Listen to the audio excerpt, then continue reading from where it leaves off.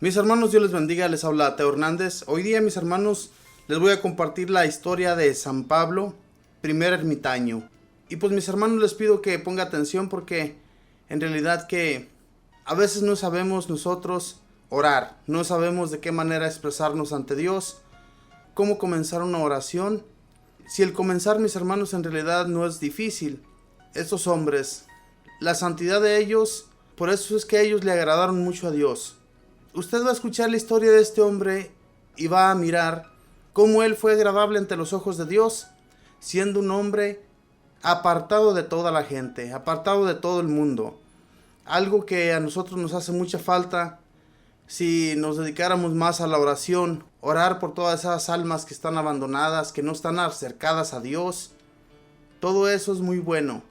Voy a comenzar en este momento y voy a sacar conclusión, mis hermanos, de esta lectura y veamos cómo Dios, a través de la santidad de estos hombres, nos quiere hablar. Dice así: San Pablo, primer ermitaño. La vida de este santo fue escrita por el gran sabio San Jerónimo en el año 400. Nació hacia el año 228 en Tebaida, una región que queda junto al río Nilo en Egipto y que tenía por capital a la ciudad de Tebas. Fue bien educado por sus padres, aprendió griego y bastante cultura egipcia, pero a los 14 años quedó huérfano. Era bondadoso y muy piadoso, y amaba enormemente a su religión. En el año 250 estalló la persecución de Decio, que trataba no tanto de que los cristianos llegaran a ser mártires, sino hacerlos renegar de su religión. Pablo se vio ante estos dos peligros: o renegar de su fe y conservar sus fincas y casas, o ser atormentado con tan diabólica astucia que lograran acobardarlo y hacerlo pasarse al paganismo, con tal de no perder sus bienes y no tener que sufrir más torturas.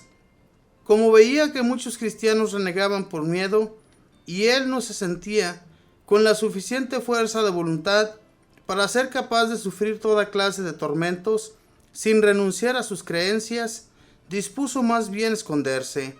Era prudente. Pero un cuñado suyo, que deseaba quedarse con sus bienes, fue y lo denunció ante las autoridades. Entonces Pablo huyó al desierto. Allá encontró unas cavernas, donde varios siglos atrás los esclavos de la reina Cleopatra fabricaban monedas. Escogió por vivienda una de esas cuevas, cerca de la cual había una fuente de agua y una palmera. Las hojas de la palmera le proporcionaban vestido, sus dátiles le servían de alimento, y la fuente de agua le calmaba la sed.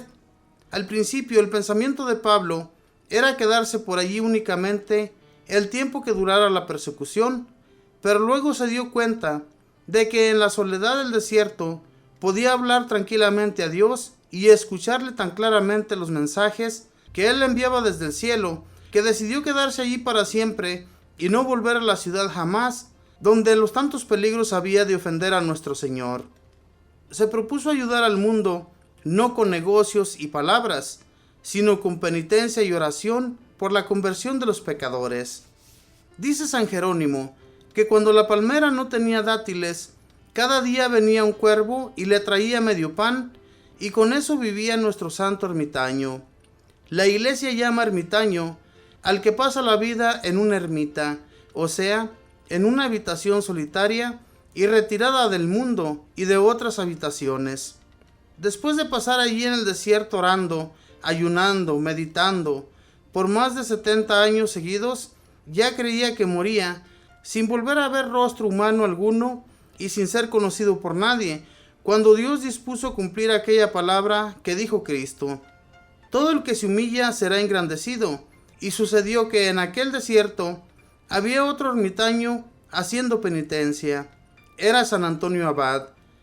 Y una vez a este santo le vino la tentación de creer que él era el ermitaño más antiguo que había en el mundo, y una noche oyó en sueños que le decían: hay otro penitente más antiguo que tú, emprende un viaje y lograrás encontrarlo.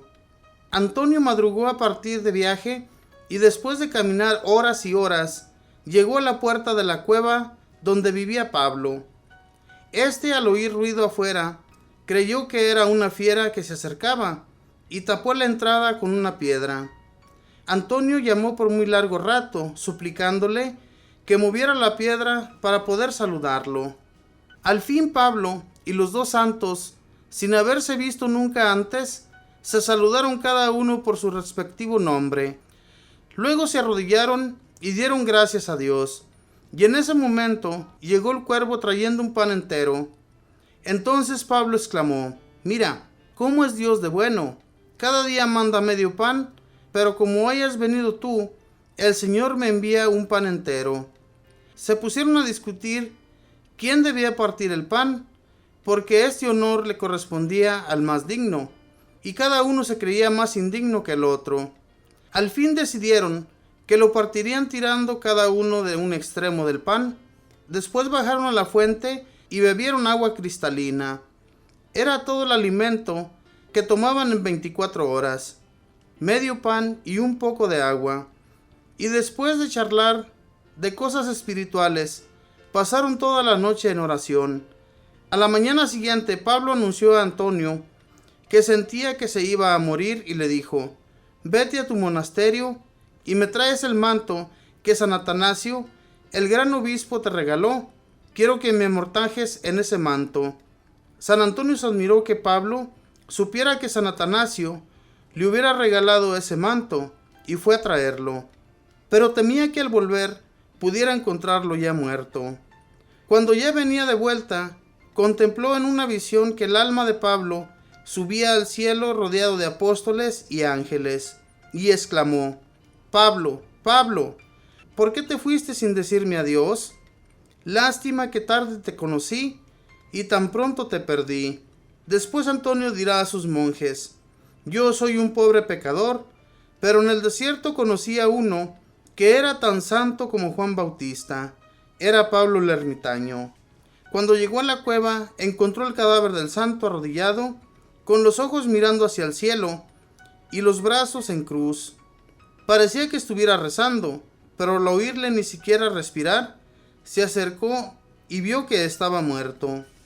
Murió en la ocupación en la cual había dedicado mayor parte de las horas de su vida: orar al Señor.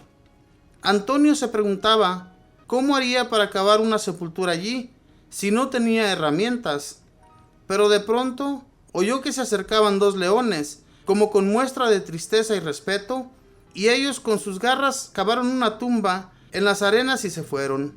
Y ahí depositó San Antonio el cadáver de su amigo Pablo.